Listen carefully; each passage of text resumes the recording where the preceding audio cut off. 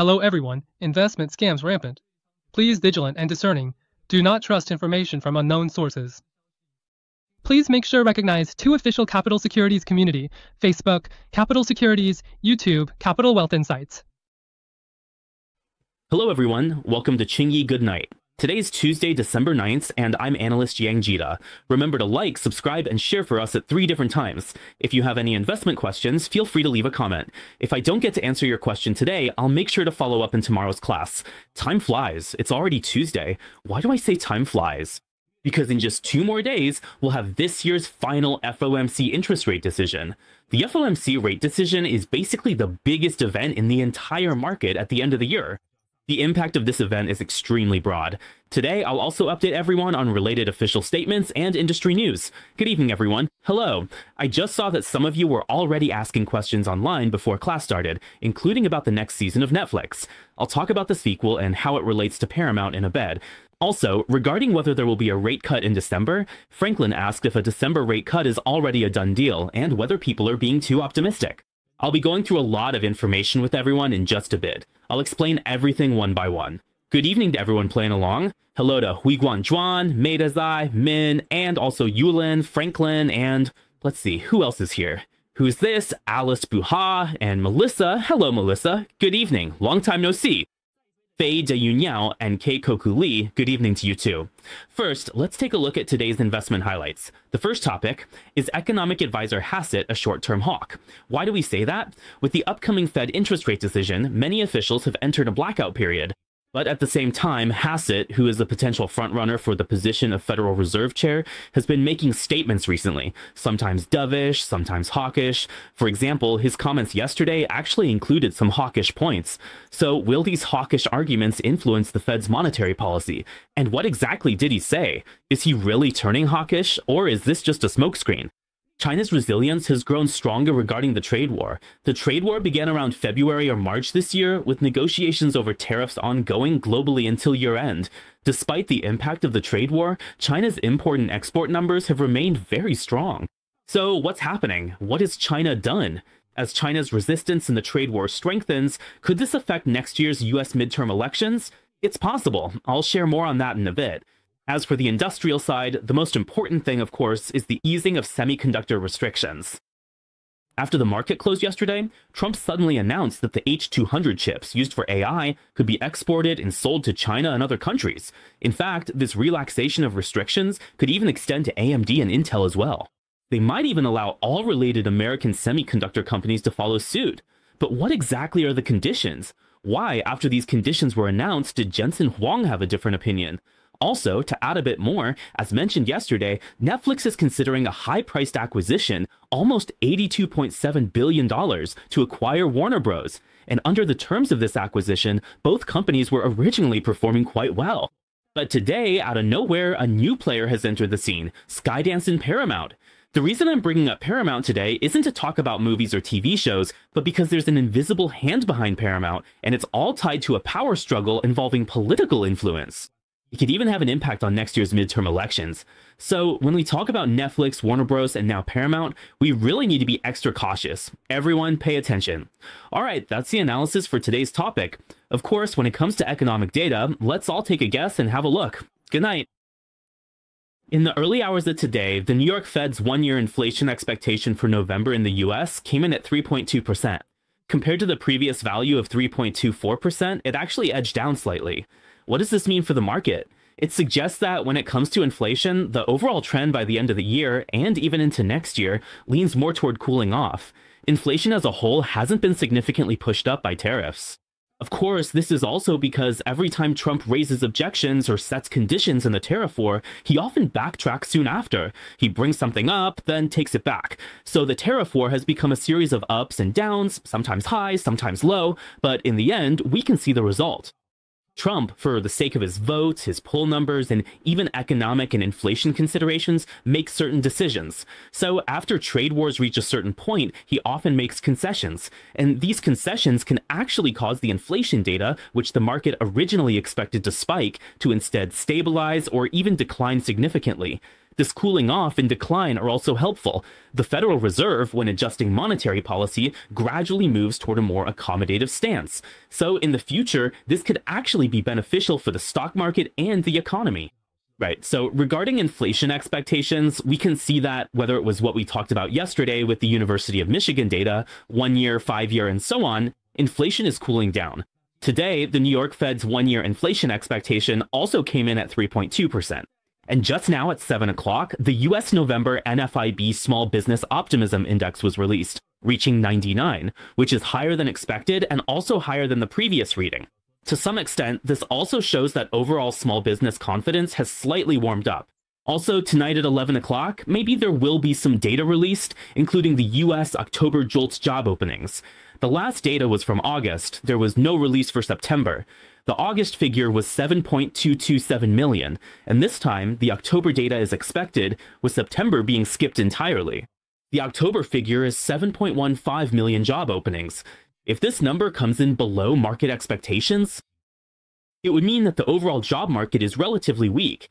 If the number of job openings is still very high, then it means the job market is still very active. So when looking at this data, it's actually pretty simple to judge. If the data is released at 11 p.m. and the number of job openings is announced, if it's not as good as the market expected, or even falls below expectations or the previous value, it means the entire job market may be heading toward weakness. If the job market is moving toward weakness, recession, or cooling down, of course, that would be more favorable for the Federal Reserve to cut interest rates. However, I still want to point out to everyone that there are some subtle balancing points here. For example, if some economic data is just a bit worse than expected, the market will think the chances of a rate cut are higher. But it can only be a little worse, not too much. If it's much worse, then another group in the market will start to worry that the economy might be heading toward a recession, increasing concerns about a recession or the likelihood of a hard landing. In that case, it could actually have the opposite effect. That would be bad for the stock market and bad for the economy. So it's really a delicate argument, and it's hard for us to say exactly where that argument will land. We can't fully define it in advance because every piece of economic data, whether it's PMI, ADP, the small or big non-farm payrolls, or things like the ZEV index or the initial jobless claims, all we can say is that when the market actually releases data that comes in below expectations, sometimes the interpretation will be that it's favorable for rate cuts. But other times, if the expectations shift, the market might start to worry that it could mean the economy is heading toward a recession. So because of these subtle changes in price differences, sometimes we can only make a judgment after the data is released.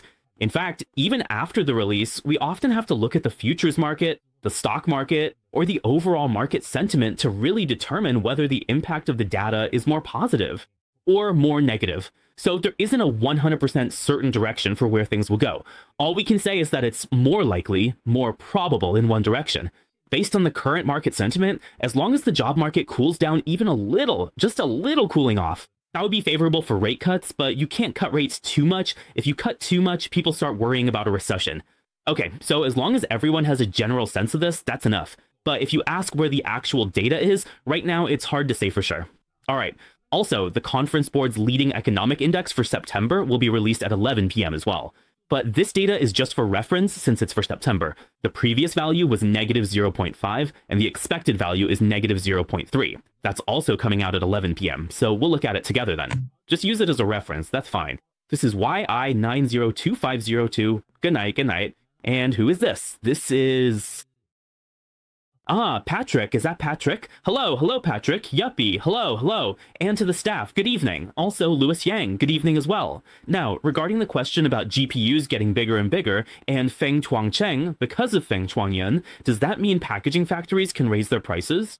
Is this still about Taiwan or the 123 clause? Taiwan's testing and packaging plants might be affected, Xiaolong asked. Basically, the scope is really broad. So will Taiwan's semiconductor factories, packaging and testing plants, etc. be hit by 232, 301, or even the 122 clause? Yes, I think so. When we discuss semiconductors, the entire upstream and downstream supply chain, from design, IC packaging, to PCBs, involves many elements. Essentially, we're talking about Taiwan's electronics industry, from semiconductors to every application end. Will we get hit with tariffs? This year, Trump in the US kept saying he'd slap tariffs on our semiconductor products. He talked about it, saying he'd do it, but in the end, nothing happened. It just fizzled out. Why? Because once you impose tariffs, many of our product costs will go up. Those increased costs will be passed on to the US. If costs go up in the US, then prices will go up too. When prices go up, inflation will go up, so that's something Trump just can't control. That's why Trump couldn't keep it down, so you'll notice it was all talk and no real action. Lots of noise, but nothing actually happened. So in this situation, do you think that next year, in 2026, Trump will really go all out and impose heavy tariffs on Taiwan, Japan, or South Korea? I think the chances are pretty slim. Because if it were likely, it would have already happened this year. It wouldn't be dragged out until next year. Next year, there's a huge variable, which is that the US will have its midterm elections. So whenever there's an election, you have to remember, whether it's an election in Taiwan, the US, or anywhere in the world, it's always the same. In an election year, the ruling party will always roll out a lot of economic plans, attractive policies, and efforts to boost the economy. Usually, they won't introduce any harsh economic measures that make people's lives miserable. They also won't let inflation soar or start a trade war that leaves people struggling. They just won't do those things. Because if things go badly, say if the economy suffers next year because of these tariffs, whether it's targeting Taiwan or South Korea, if tariffs continue, inflation will rise. And the Fed can't cut rates. This affects poll numbers, and they might not get elected in November. We don't expect things to get that bad. There will be an impact, but for now it looks like it's more thunder than rain, meaning little actual effect, and things will likely remain unchanged. SHIN, is it Zinon? Zinon 2383, good evening. Long English names make pronunciation difficult. Anyway, everyone is welcome to join the class. Whether you're attending live now or watching the replay later, it's all good.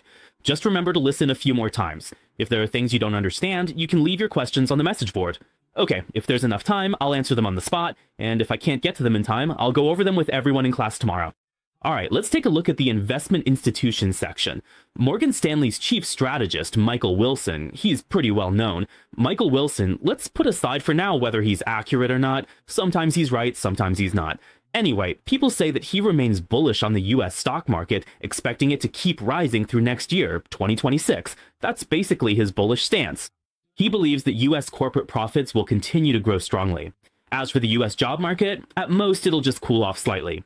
So under these circumstances, he thinks that both the US economy and the stock market will keep rising next year.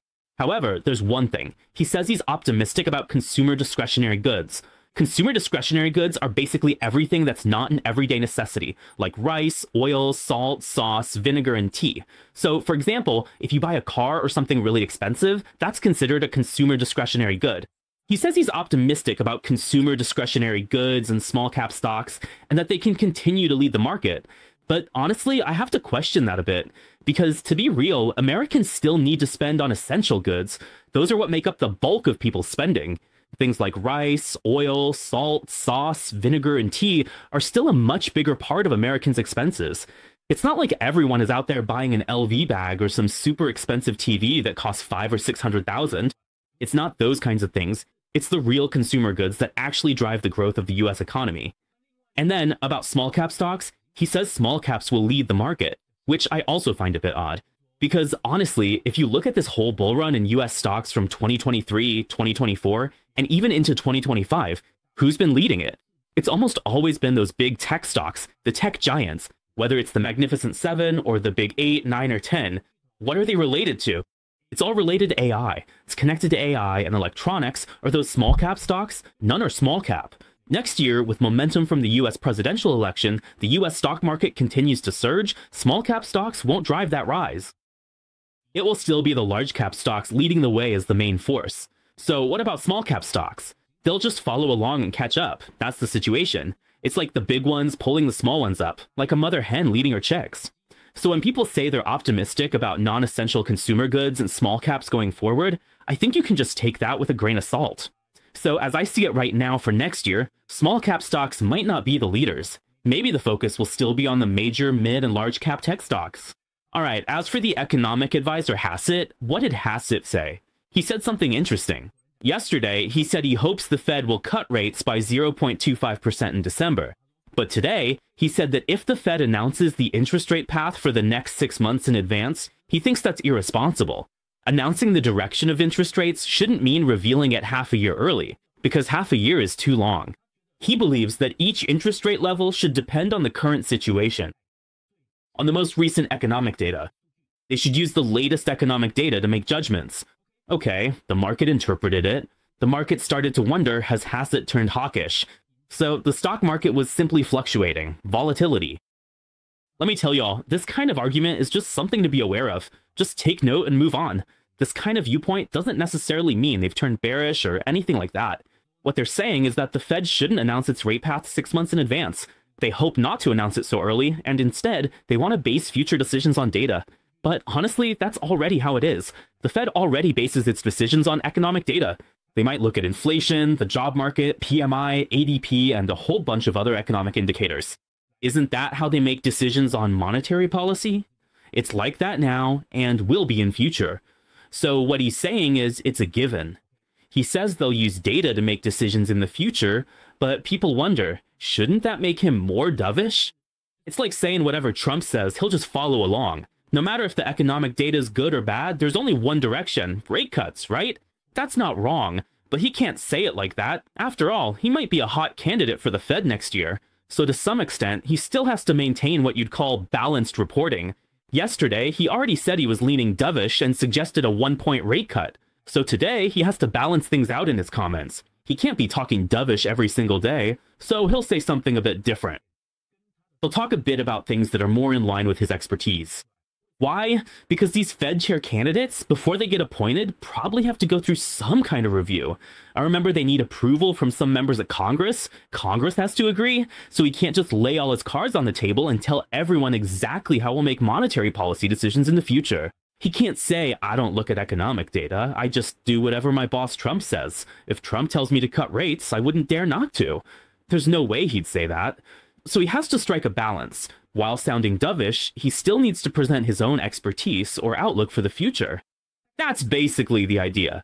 But does that mean he's suddenly switching from being dovish to hawkish? No, not really. So everyone, don't overthink it or let your imagination run wild. There's no sign of that happening right now. Okay, Amy Lee, good evening. And Cash Cow? That's a golden bull, right? Cash Cow, good evening to you too. And also, Ice Ice Boys. Hello, hello, hello. Alright, so as for Hassett's argument, after looking at it, he hasn't turned hawkish. He's still staying dovish all the way. Next year, no matter who wants to get elected, they can only be dovish, because the big boss behind the scenes is Trump. Trump will definitely reach in and interfere with the appointments of Fed officials or voting members. Alright, so next year, there will also be 4 committee members who need to be replaced, because every year it's fixed. Every year 4 members are replaced. In total, that's 12. If I remember correctly, among the 12 Fed chairs, there are 4, and every year 4 are replaced. T1, T1, T1. Of course, the New York Fed's Williams won't be moved, but the others will all be replaced. Every time there's a replacement, I really think Trump will definitely seize the opportunity next year to reach in and interfere, especially whether it's the governors, the chair, or the vice chair. It's all the same. Alright, now let's talk about why China's immunity is getting stronger and stronger. It's really quite impressive. So China, I'm not sure if it was this morning or yesterday, I forgot when it was announced, just released the latest import and export data for November. So what about China's import data? In November, exports grew by 5.9% year-on-year, and imports also increased. As for exports, last month there was actually a decline, but this month there was a significant jump of nearly 6%. China's exports to the United States have now increased for 8 consecutive months, 8 months in a row. Now, it's November, right? So for it to be 8 months straight, that means from March of this year up until now, ever since the trade war started. When the US started imposing tariffs, 10, 25, even 55% hikes, China's exports to the US saw double-digit declines for 8 months. Double-digit export declines with continuous drops would mean recession, right? Wouldn't that mean China's foreign exchange earnings decrease and the trade sector declines? But no, despite double-digit drops in exports to the US for 8 months, what did they do with their export volume? Who did they export to?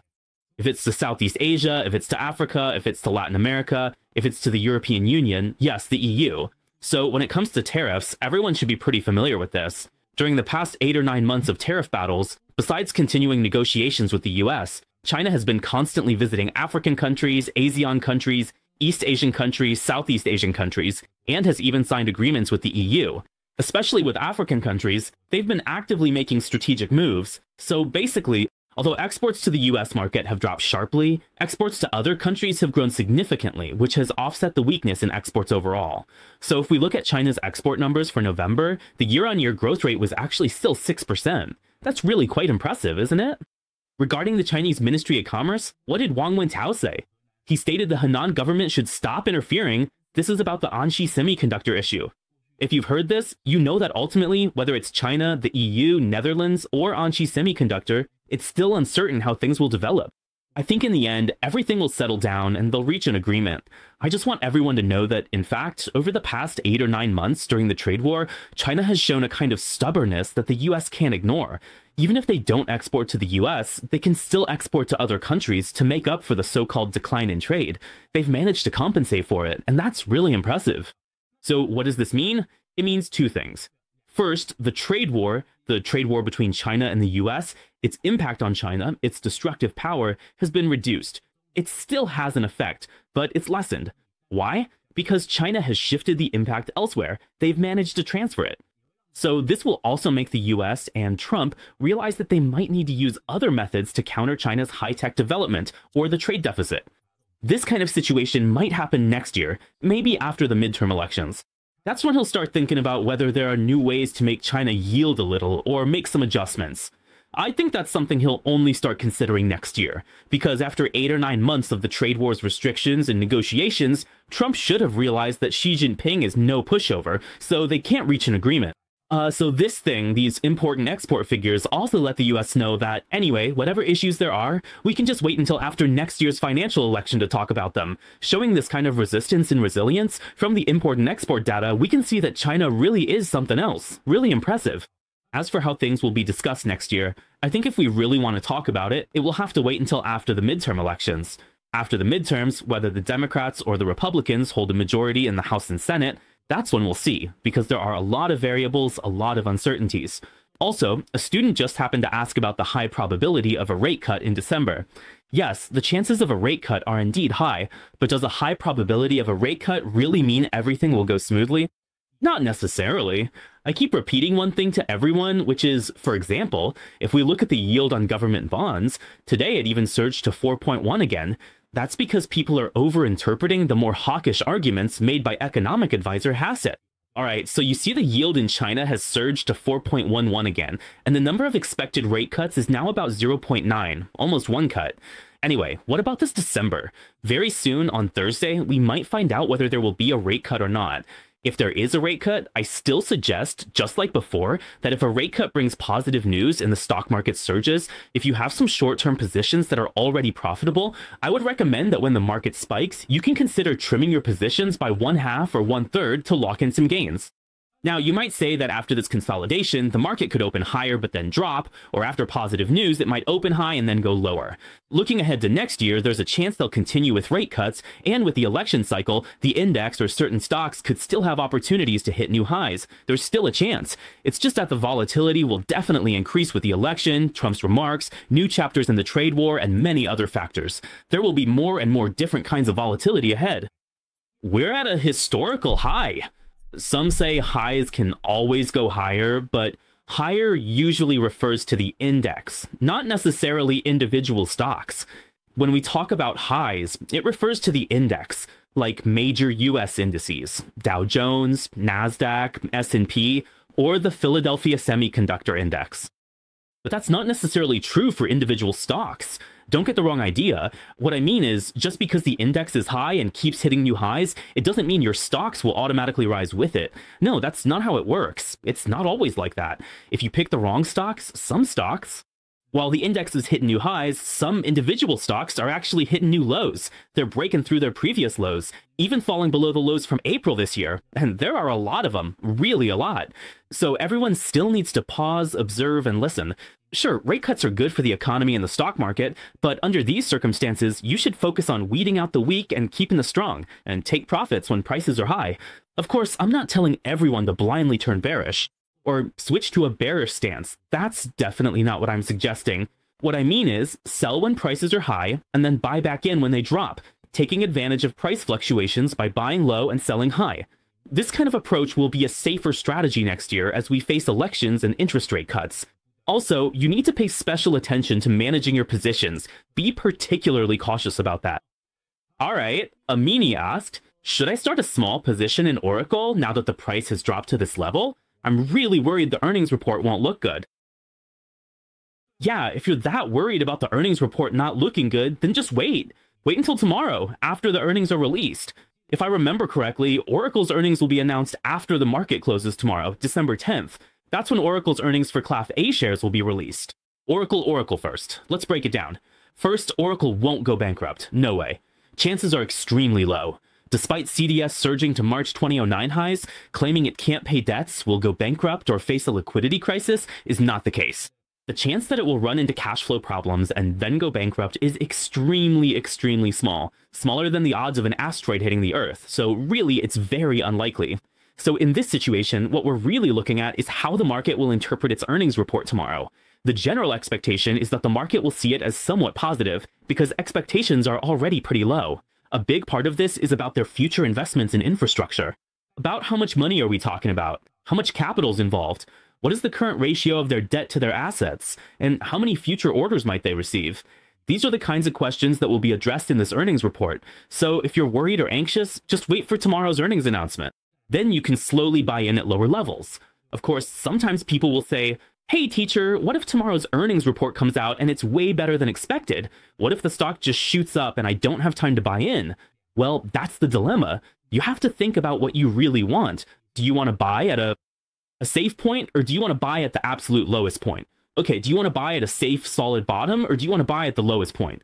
What I want to tell everyone is that even someone like Warren Buffett, the stock market legend, doesn't buy at the absolute bottom.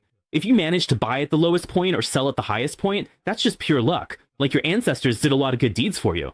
So if you just happen to buy at the lowest and sell at the highest, that's because your ancestors blessed you. Not bad. We've accumulated a lot of good karma. But if you can buy in a relatively low range or sell in a relatively high range, I think that's already really great. As for me, my own suggestion, what I personally do, is I might wait until Oracle announces its earnings tomorrow, and then see if there's actually a better buying opportunity. Now, if the earnings report comes out and it turns out to be worse than the market expected, and then wow, things like CVs or debt or whatever else are still not clearly explained, then of course the stock will keep dropping tomorrow, so there's no need to rush in and buy today. So I think it's really about opportunity cost, and you can weigh that for yourself. Tomorrow they might announce good news, or it could be bad news. Can you handle that opportunity cost? What if you can't handle it and bad news comes out, and boom, it breaks through the bottom again? If you can handle it, then go ahead and buy more. But if you can't handle it, and you're a more risk-averse or conservative investor, then just wait for tomorrow's earnings report and see how the market interprets it. That would be safer. Well, there are pros and cons. It all depends on your personal choice, right? How you make your decision. Okay, as for December, if the US court rules on the Trump tariffs, and there's a chance the tariffs are lifted, will the stock index go up? Peter, what do you think? Well, let's just wait and see when the time comes. The court's ruling, right. Actually, we talked to everyone about this a day or two ago. Whether the court rules for or against the tariffs, whether they win or lose the case, I think the market will move about as much as expected, because it's already something the market can imagine. If you lose the tariff case, no tariffs doesn't mean no tariffs. Losing the case doesn't prevent them. Section 232, 301, 112, etc. could still apply, with varying tax amounts. The $167 billion in collected tariffs are unlikely to be refunded if the Supreme Court rules that way. And if all that money were refunded, the whole government would be thrown into chaos. So I really don't think that's likely either. So will the stock market surge just because of this? Just because Trump loses the tariff case, will the market soar? I think there are still a lot of uncertainties. And if Trump wins the case, does that mean he'll keep imposing tariffs on all these countries and the stock market will crash? Not necessarily. Because that's already what's happening now. That's already what's happening. If he wins, it just means the court has confirmed that what he's doing is legal, right? The court confirms that what he's doing is legal, but he's already doing it now. So what difference does it make if he wins? He'll just keep doing the same thing, and the US will keep collecting tariffs. But if the court rules against him, are there any other options? Yes, there are. Okay. All right, what about the US dollar index part? Anyway, there are a lot of things here. For example, let's look at this. Often in this half-hour or 1-hour program, we can't always explain everything completely clearly. Sometimes you might need to hear it in an investment seminar, or maybe just when everyone's chatting casually, and then I can explain it more clearly to everyone. But no matter what, just listen more. Listen as much as you can. Maybe if we don't have time to cover something today, we'll add it tomorrow. If we don't get to it tomorrow, maybe the day after. Just keep listening for a while. And if you do, if you listen to our Quanting Evening program or each teacher's market analysis for about half a year or even a year, you should more or less gain something from it. You'll definitely get something out of it. No matter what, it'll be better than those who haven't attended the classes at all. I think you should have that kind of takeaway, and that's enough, really. So listen, the more you listen, you'll understand when economic data is released, officials make statements, or a student asks about the tariff war, whether the court ruled for or against. You'll form your own thoughts or interpretations. You won't just rely on what the financial media or online sources say, whether it's positive or negative news. You won't just settle for that single conclusion. Instead, you'll keep thinking about, for example, if it's good news, where might things go? If it's bad news, maybe things will head in another direction. Is good news really always a good thing? Not necessarily. Does bad news really mean it's all over? Not always. You'll develop different ways of thinking. As you gradually build up this mindset over time, when you're analyzing the market or picking stocks, you'll gain some unique insights. That's all I can say about that. Take Oracle as an example. Buy before earnings or after. That's the difference you'll feel. The US dollar index edged up 0.02%. It's still below both the 250-day moving averages. So if we say, if interest rates are kept low, the US dollar will remain relatively weak short term. That's a quick overview. For geopolitical risks like Iraq, they reported oil leaks. Now operations resumed, production at oil field number 2 is back up. Many updates like these, just check them.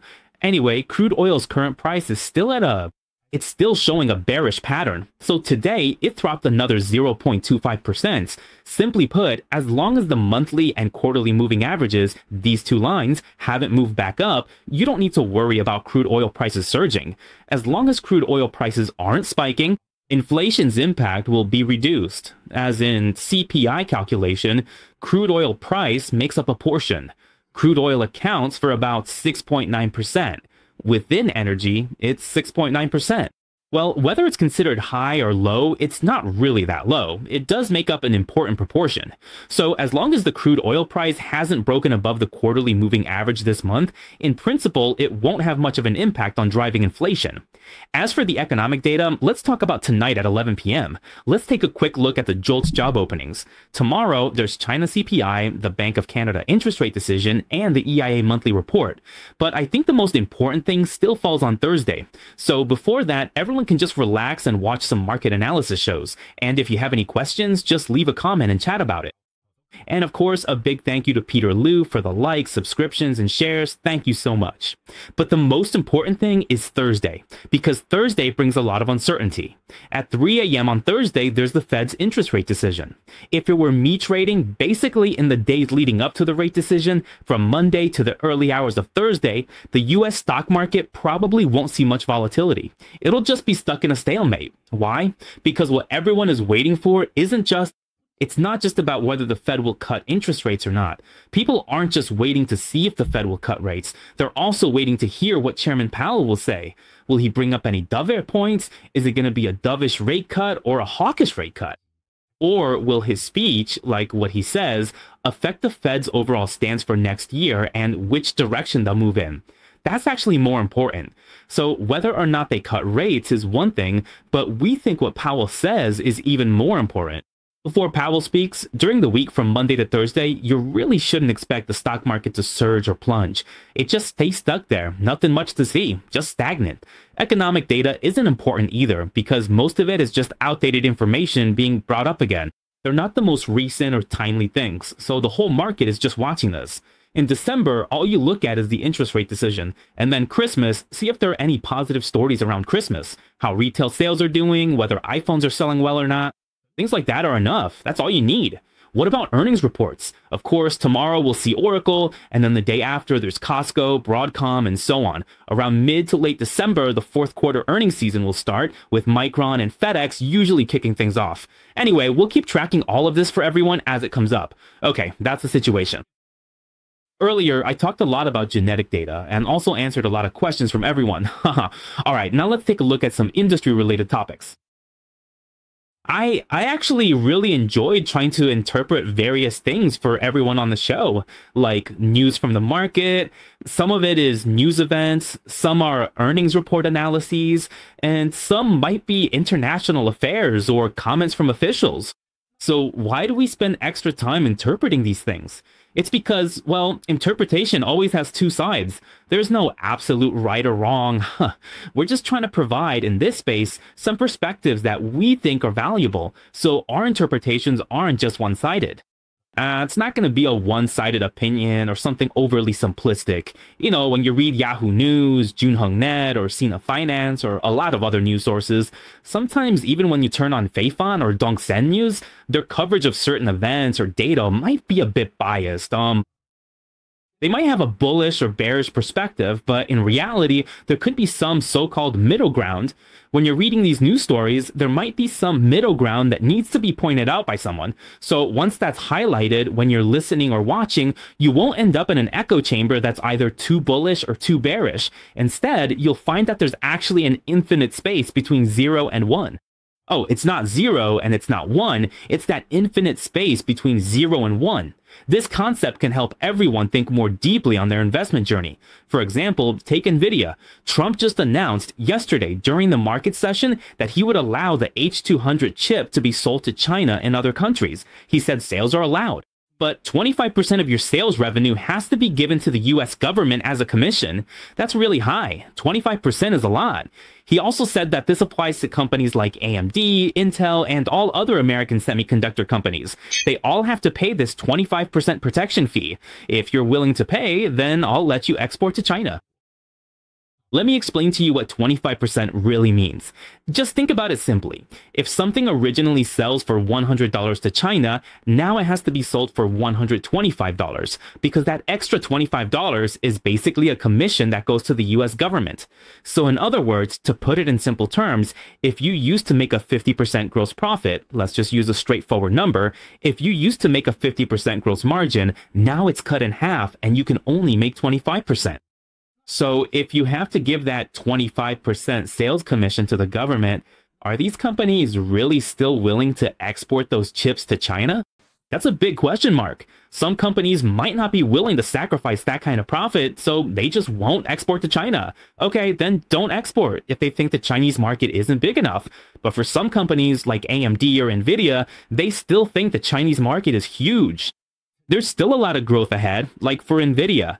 Jensen Huang once said that looking at it now, the AI market in China alone could be as high as $50 billion. By 2030, it might even soar to $200 billion, which is nearly 4 times the growth. So if he sees such a huge market, would he really be willing to give up that 25% sales commission just to export to China?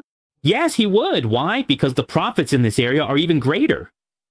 This market is probably even bigger, so he might be willing to absorb that 25% commission in exchange for access to the Chinese market. So that's the issue. For Nvidia and AMD, they might be willing to give the US government a 25% cut. Actually, this 25% commission, it's even higher than the 15% commission that Trump previously proposed.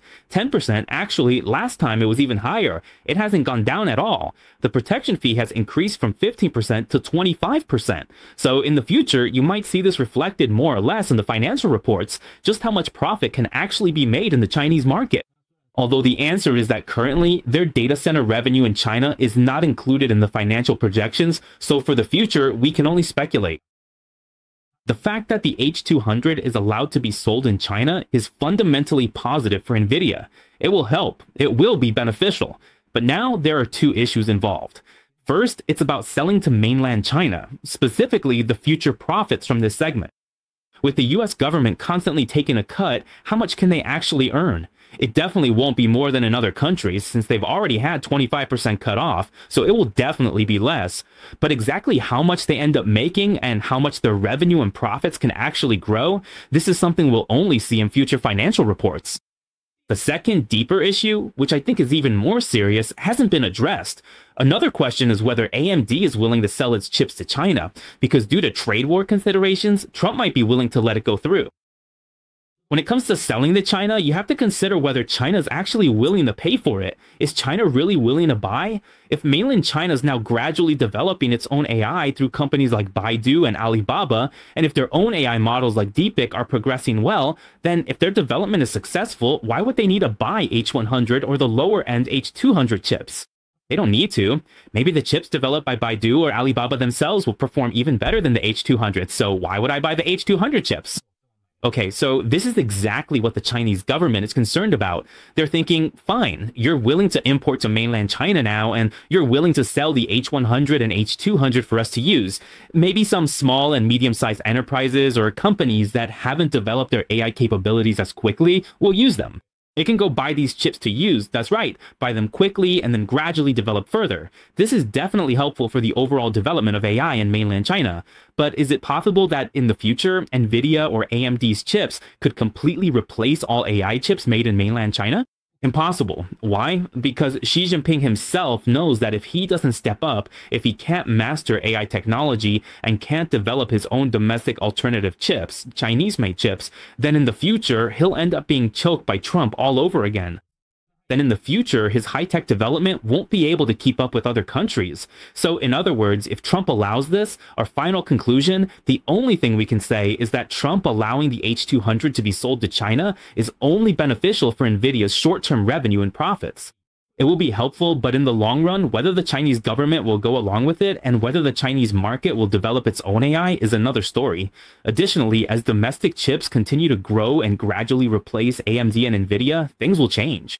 It might be difficult in the short term because they're still generations behind in the short term, but in the long run, I think NVIDIA won't remain the only dominant player. We might see this in the next 2 to 3 years. So just keep this in mind. In the short term, the impact isn't significant, but in the long run, NVIDIA might be affected. Just remember that. So this news in the short term, I'd say it's somewhat positive. So it's helped NVIDIA's stock price a bit today. After all, it increases the revenue since they can export to mainland China. But looking at NVIDIA's stock price from a technical perspective, right now, it's fluctuating and consolidating below the monthly and quarterly moving averages. Among the Magnificent Seven, to be honest, NVIDIA's performance has been relatively stagnant lately, kind of stuck there. It hasn't been rising like Tesla, Google, or even Apple. It just hasn't moved up. As for how it's moving, of course, it's not as weak as Meta either. It's just moving sideways, consolidating in a range. So just keep an eye on it. If in the short term, it manages to get back above the 50-day moving average, I think that would be more helpful for NVIDIA's stock price. Lastly, let me mention one more thing. This is a story about Paramount and Netflix. So what's next? Yesterday, we were talking about how Netflix is willing to spend $8.27 billion, adding up to $8.27 billion, or about $27.70 per share to make an acquisition offer, a tender offer, to acquire Warner Bros. Today, a new player has jumped into the mix, Paramount. Paramount, not long ago, was talking about merging with Skydance, with that company.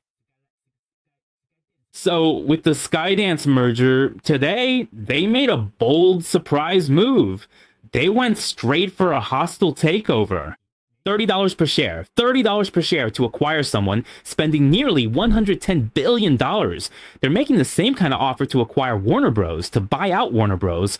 Now, why do I say this is related to political maneuvering? It's not that simple. It's not just, like when you go to the movies and at the end of a Hollywood film, you see Paramount Pictures or Skydance Productions pop up, right? When these two companies merge, we call it Paramount Skydance, this company, right? So why do I say this is related to politics? Because if I remember correctly, the founder behind this Paramount Skydance company, who is this founder? His name is David Ellison. who is David Ellison? Ellison, when you hear the name Ellison, you should get a sense. Ellison, who is Ellison? David Ellison is actually the son of Larry Ellison, the founder of Oracle. So his dad is Oracle. Okay, so his son went and started this sky dance. And then about this $35 billion, $11 billion buyout offer, who are the investors? Who are the investors in this offer? One of them is Oracle, his dad's company, Oracle. His father put in money. He also put in money, right? Besides that, Trump's son-in-law, this is no small thing. Trump's son-in-law is named Kushner. His private equity firm is called Affinity Partners. This company also invested as one of the investors. All right, so what about the amount? In fact, it's $18 billion more than that Netflix deal we talked about yesterday. It's that much more. Some reports even say that in the future, if these shareholders, these Warner Bros. Shareholders and investors are willing to sell their shares to him, the price could go even higher, maybe even above $30 per share. He wants to acquire them. So why is Paramount so eager to make this acquisition?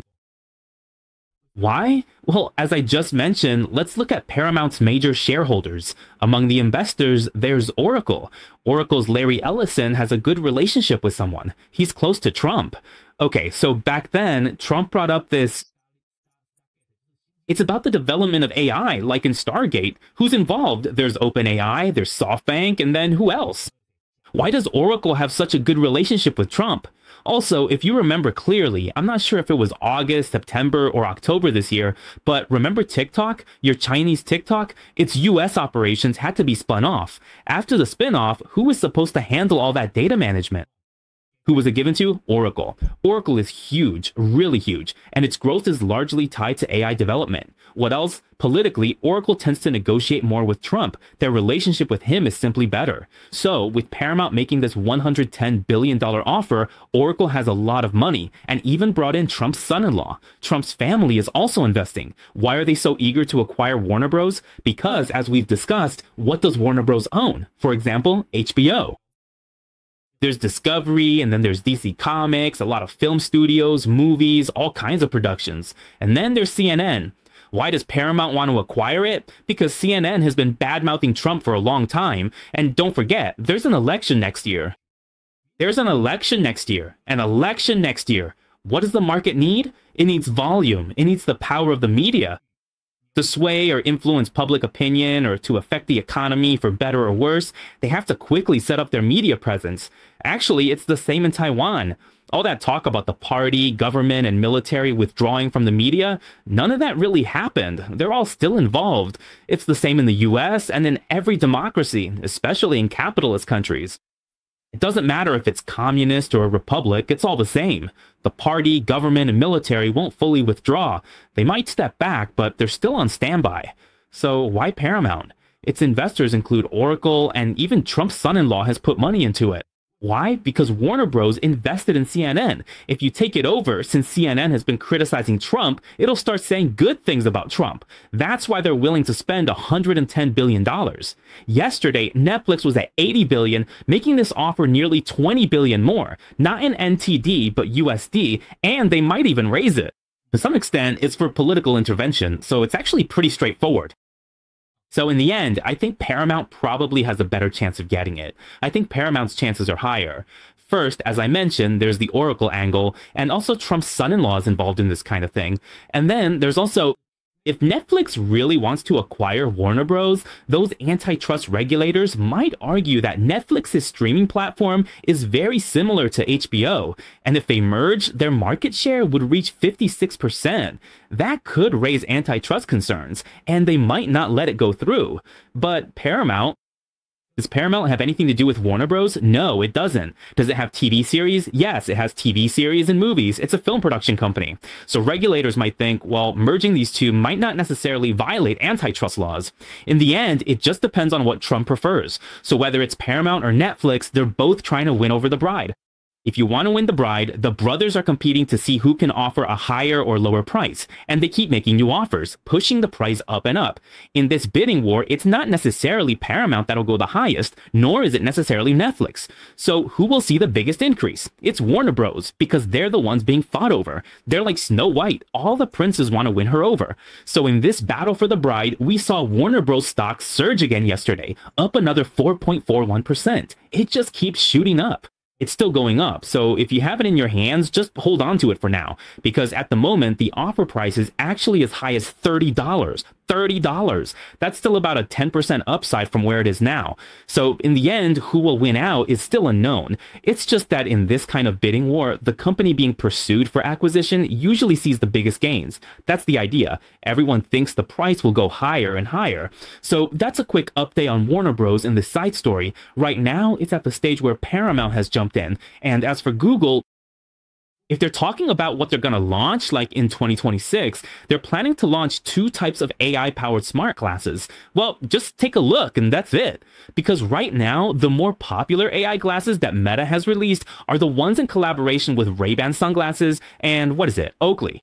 Those have already been selling really well. As for Google's AI glasses, they're supposed to come out next year. They say one will have a screen and the other will focus on audio features, but we haven't actually seen what they're like yet.